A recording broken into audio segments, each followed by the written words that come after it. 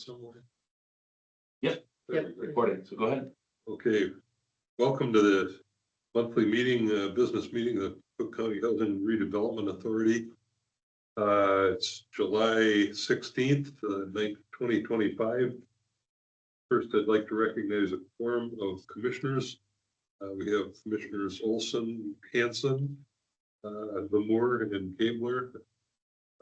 We also have County Commissioners Campbell and Sullivan, liaison, and first item is approval of the agenda. You have that in front of you as open to approve the agenda. Is there a second? Second. Moved and seconded. Any further discussion? None. All those in favor say aye. Aye. Opposed. Agenda is approved. Next, we have approval of the minutes of the June 18th meeting, and I specifically note that the meeting was recorded, but unfortunately neither video nor audio are available due to technological errors. It was the first time we'd ever used the city's new conference room, and it's very helpful. It's a great place to meet, but unfortunately the technology was just a question for that. But is there a motion on the minutes? I move to approve. Been moved. Is there a second? Second. It's moved and seconded. Any further discussion? None. All those in favor say aye. Aye. Aye. Opposed. Next, we have the opportunity for public comments. Member of the public at least being present at this stage. We'll move on to number 4, new business. First is approval of the consent agenda, which is also attached. Jeff, would you like to walk us through that? Yeah, we don't see consent agendas too often, and I kind of did this intentionally for transparency purposes. And so there are 4 items on the consent agenda today. One is for a payment to JSK Contracting LLC for the Energy and Envelope Program. We had one family from Hovland that contracted their work with JSK after completing all the necessary steps at the Envelope and Energy Program. They were able to obtain some money that we had contributed to that program last year for that purpose, and so we're just going to agree to that, and then we'll pay that bill that was received just after our last meeting. So we'll pay that. The Heights project, we had agreed to a $200,000 match with the IRRB for some funding. They're receiving that money now through invoice and approval of that process. So they'll receive a check very soon for $630,000 from the IRRB. And that triggers us to spend $200,000 that we agreed to. That money came from ARPA funding at the federal level, the American Rescue and Rescue Plan Act. And then also we are in the process of looking at a new vendor for our website. Our website is just not very user-friendly on our side to make it easy and accessible for people on the public side. So what we're going to do is contract with Raven Marketing for $2,000, and we took a couple of bids.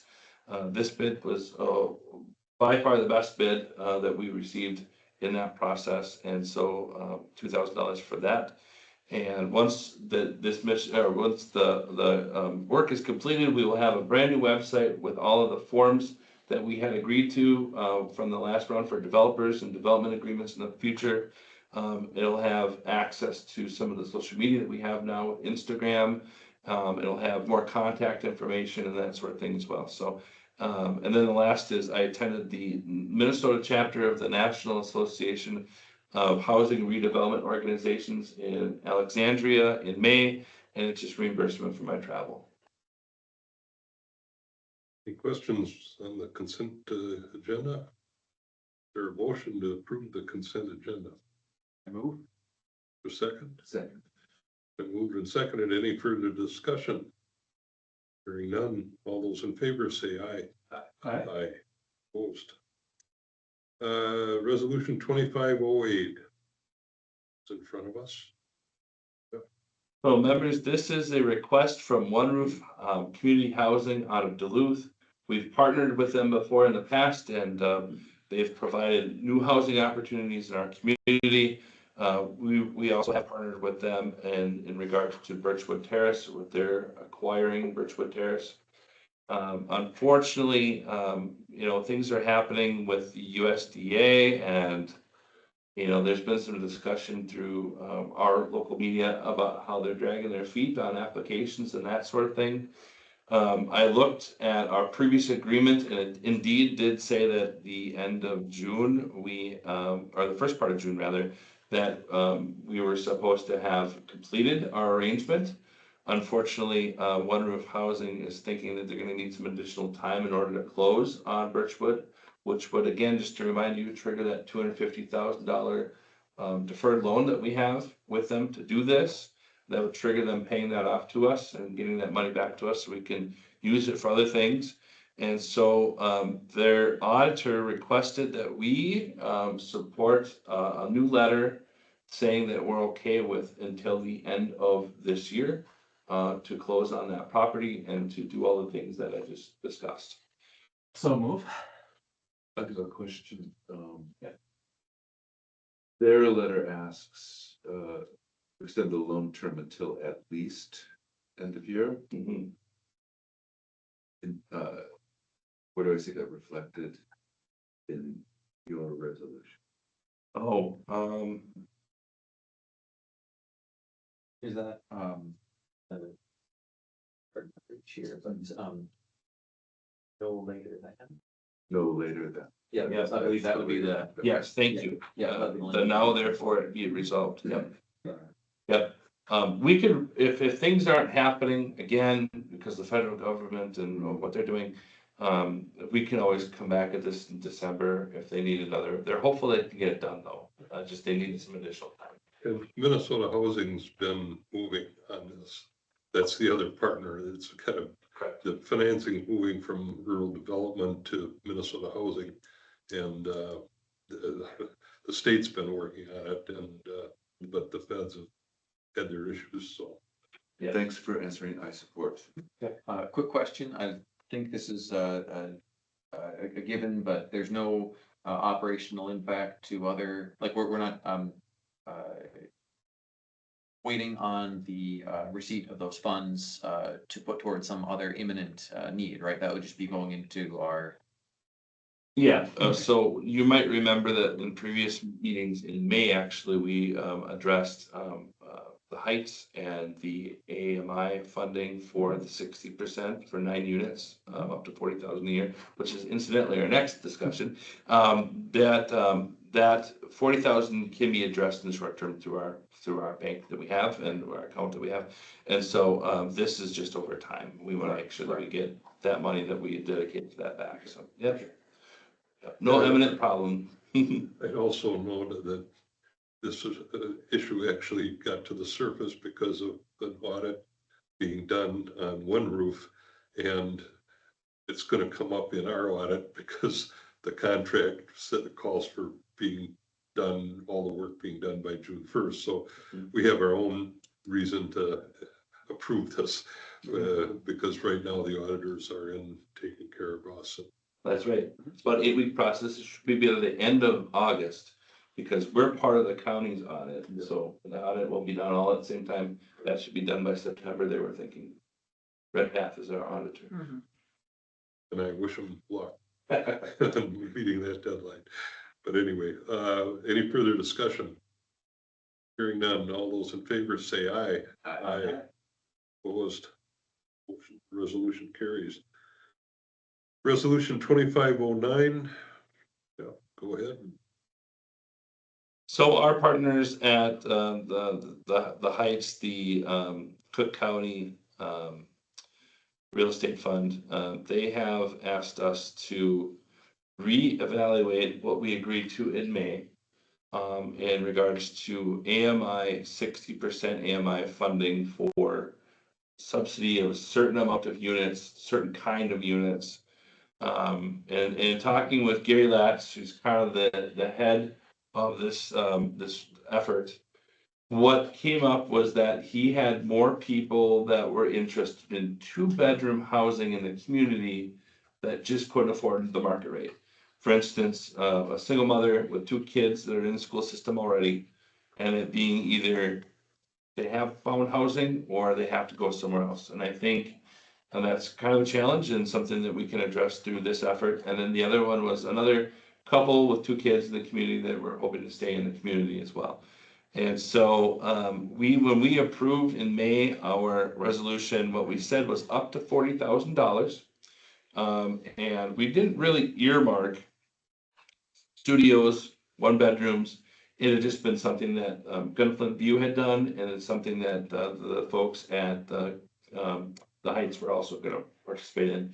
But they're asking us to stay under that 40,000, but kind of change up the mix and give them a little bit of latitude, as long as it's still under the $40,000, to support additional funding, or not additional funding, but additional units that may differ from the studio units for this affordability. And so I brought this before you, and then attached, you'll find a letter, I believe is missing, so I apologize for that, but there's a letter that I will get to you kind of answering the questions. The difference is $37,360 versus $39,236. So it's under the $2,000 difference, but still under the 40,000 that we had agreed to for them for the next 2 years. So that's the request that they've made, and I'm this before you. I've seen the letter and heard from Gary Lance as well. And I think the reality is they're under our $40,000 approved limit, and this would give them some flexibility. It's gonna cost another $2,000 to move from efficiency subsidies that are lower rents to 2 bedrooms, but giving them the flexibility to do that seems perfectly reasonable to me, staying under our budget. So is there a motion to approve resolution 2509? Approve. Second on that? Second that. Any further discussion? Hearing none, all those in favor say aye. Aye. Opposed? Carries. Other business? Director. Yeah, I have a few items to talk about today. As we are setting this meeting today at Wednesday at 3:12 or 3:13 in the afternoon, I get a report that the Gary Latz at the Heights is actually in Detroit Lakes right now, and his report to me is that they're actually producing the units that are needed to build the property, and so they're gonna send those out unit by unit, big structures. And the other thing that I wanted to point out, and is a really important part of this conversation last month, is that we approved a letter of support to the FAA for those units to be stored at the old airport site, and they gave the green light to have that happen. And so a little bit of participation on that property will go a long way to getting the structure built. The footings for the Heights are mostly installed. I'm really impressed. I was there on Monday morning, took a picture, posted it on our Instagram page, and it looks like phase 1 or whatever you want to say is done. They've done blasting. They are now installing the footings for it. So progress is being made. They still have a goal of being open by December or earlier if possible. So we'll see what the weather, if it can cooperate, we'll do. But that was our report for the Heights. Temperance Trails, I just wanted to mention that I made a request to both of the partners in the Temperance Trails organization to give us an idea of what we're looking at for a closing date. So I have not heard back. That was requested about 2 weeks ago. So we'll find out what they're thinking for a closing date. But we had, suggested the end of July for our land sale agreement. So an extension that we gave. So I can't remember the date. Did they get their final plat approval? I actually, so to answer that, I did ask Neva Maxwell over at Land Services if there had been any contact, and she said there hadn't been since she talked last in June. Wasn't that supposed to happen in July? That was the target. but Is it on our agenda today? it could be, I didn't look for that today, but, I just noticed that they hadn't asked for anything from Land Services since June, that I'm aware of. Are there implications to that? Does that mean they're not going ahead or? I don't know what that really means. I'm hopeful that we get some feedback from them here very shortly. And once I do have that, I'll make sure that all of you know about it, what their intentions are. I may have been wrong, but I was kind of under the impression that that had to happen in July to Yeah, project to go forward. yep, unless they're hoping to get the sale done while still working on the final plat. I know the last time I talked to Peter, they were working on that punch list that the county gave them, on getting the final plat.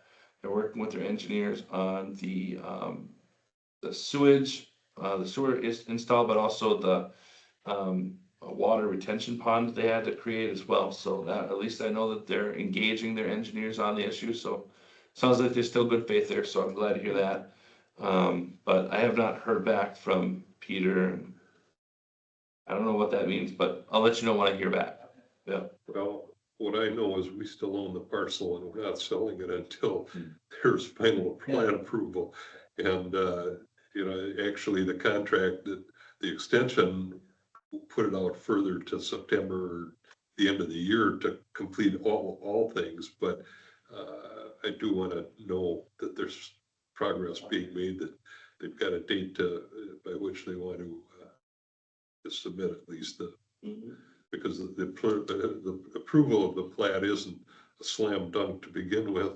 It Right. takes a while, and there's important issues. And as I've told people, if you want to see the issues that get created because of living here in Cook County, go up and look at the whole of the stormwater retention ponds up at Gunflint View, and think of the dynamite that had to be used to create those. And there's some of those same issues that Temperance Trails as well, and not quite that dramatic, but we'd really like to encourage them to get their work done here. Otherwise, we've got to start looking at alternatives. yeah, and that's always a possibility too. Yeah. Yep. Once we're out of a contract, we're out of a contract, and that's something that we can all discuss at a future date. The next one is the energy and environment, or energy and envelope program. I will tell you that we signed another grant contract, and then we were able to get, we just approved another bill to be paid for. And so we are down to like 11,000 and change left of the 36,000 and change that we agreed to last year. With that final appropriation of ARPA money to get us to zero, we put into that program. This is for things like upgrading windows, or fascia, or crawl spaces, or a number of different things. And there are 4 completed projects, 5 more that have signed their agreement, 3 have approved bids, and we have additional funding left over for 2 more slots. And so we're working with people all across the county. The Department of Public Health is kind of helping with this program. They're really trying to get the word out. There is talk, once the money is done, where do we go for additional funding? So we're gonna sit down as a group, and we're no longer, I think, going to continue with the program with the name Energy and Envelope Pilot Program. And I think we're just gonna eliminate pilot and say this is a grant program. And we're gonna try to find a more permanent source of funding for this program, so we can continue to help out people in the county that definitely need it. I think one of our goals, we just talked about in strategic planning today, was how do we make home ownership and housing in this county more affordable, more cost friendly, and more efficient in the process. And that has a whole bunch of different meanings for the whole spectrum of housing. But for the home ownership portion of it, this is a really wonderful opportunity for us to help people in the county. And so that's where we're at with that program. The next discussion item that we had for today was the, just getting my notes here. Strategic planning. Yeah, the strategic planning. We just had it today. It was a wonderful discussion. Thank you. We completed a whole bunch of different conversations about different things. I've got it now. And at the end of the day, what we're looking for is what are we doing? And how are we gonna meet that mark? What are some strategic ways to hit those marks and hit those marks accurately? And so we haven't taken any action yet. I'll have a report to you all for next month, at next month's meeting in August. I think it's on August 20th. Yep, I believe it is. And what we'll do is we will actually take action to approve that plan for the next coming year. And that'll be our first action on the strategic plan. And then after that, it's gonna be starting with a whole bunch of work. There will be some town hall meetings in the future, which I'm looking forward to. I think that's a great opportunity to get out and listen to what people are thinking about housing across the spectrum. And it'll also be an opportunity for us to kind of articulate a little bit more about what our strategic plan is. We didn't change our 3 priorities. What we did was we added some more priorities to that list, which is good because I think that there's opportunity for us to branch out a little bit more and also look for opportunities in our county and in our communities to do some more helpful projects and do some planning and hopefully catch some funding in that as well. Bring some more funding to Cook County that we can use from the state, federal level, even private foundations and that sort of thing to do a lot of good for our community. So stay tuned for more information on that. That's going to be coming up next month. And then I thought I had it up, but maybe I have to find my plan for, oh, here it is. The last thing I guess I'll just quickly mention is that, we're getting closer to the end of the year, so to speak, for building. But this is an opportunity for us to start working with our developers on next year's building. And so I'm out there reaching out to different developers to see if there's interest in possibly working on some different parcels that we have in the community that are tax forfeit or maybe perhaps prime for development. I did have a local developer reach out to me yesterday, and so I'm excited to have a conversation with her about the future. And then I also had a member of the community come into our office. We don't have a lot of walk-ins in our office, but I had a person who had a financial interest in doing something for the good of the community and doing something specific for purposes of reducing the cost of housing and what we talked about before with the 60 to 80% AMI funding. So I'm really hopeful that we could work with that individual and perhaps some other people that she had known that maybe have the same situation, see what we could do to further our dollars at the HRA for the impact. So that's my report. Well, that'd be exciting, and especially if we can continue working on creating a housing trust fund Yes. that would be able to accept donations like that woman has in mind, and it'd really be progress. So part of our strategic planning. Mm-hmm. Yes. Yeah, that became a priority that we are gonna support in the future here. Yeah. Financials, I can tell you the finance committee did not meet since one of its members is in Sweden and Denmark. And, but I did look at all the expenditures, and there's nothing out of the ordinary here. So that I think we're confident that we can pay all our bills and move on. Other topics, any commissioner reports, commissioner items, or? Just anecdotally, I've spoken with a few members of the community who had, without me announcing first that I'm, on the HRA board, had very positive things to say about the new apartments. One person that had wanted to move to Cook County with her boyfriend for years, could never afford to until some more housing opened up. And then someone else who took advantage of the 60% AMI subsidized unit to enjoy retirement on the North Shore. So I think those are, small conversations, one case study, one anecdote at a time, but those are people's lives. And I think that's a very positive reflection on the impact in the community for the kind of work that we're doing. Did everybody here see the letter from the school superintendent? Yeah. Yeah, that was very encouraging. Very encouraging. What did that letter say? for the public who might be Oh, wondering. for the public. Well, not to speak for him, but to paraphrase, this is the first time since he's been here, which is 8 years or something like that. That they've had all their teachers hired for next year at this point. This is a month ago, and they'd all found housing, which has always been the sticking point. So he was very directly thanking the HRA for being part of that solution for them. Well, I think it's an illustration of the great partnerships in this community and people's willingness to roll up their sleeves, do things and cooperate. And this is that type of venture. And we should be happy we're able to make our contributions. Jeff, do you have any update on how many apartments are rented there yet? Any update since the last time we heard? At Gunflint? Yeah, Yeah, they still have 14 units listed on their sign. It might not have been maintained. they always change the sign, yeah. Yeah, Guessing it's less than that. I'm sure it is. And then also over at the Heights, of course, they're starting Are they to starting to take not reservations? pre-book, but take people on a list. Yeah. Yep, so, yeah. And I've gotten phone calls from people who want to move here from other states, other places. I had one couple from Pennsylvania that called looking for housing, so I directed them to both of the apartment complexes that we have being built.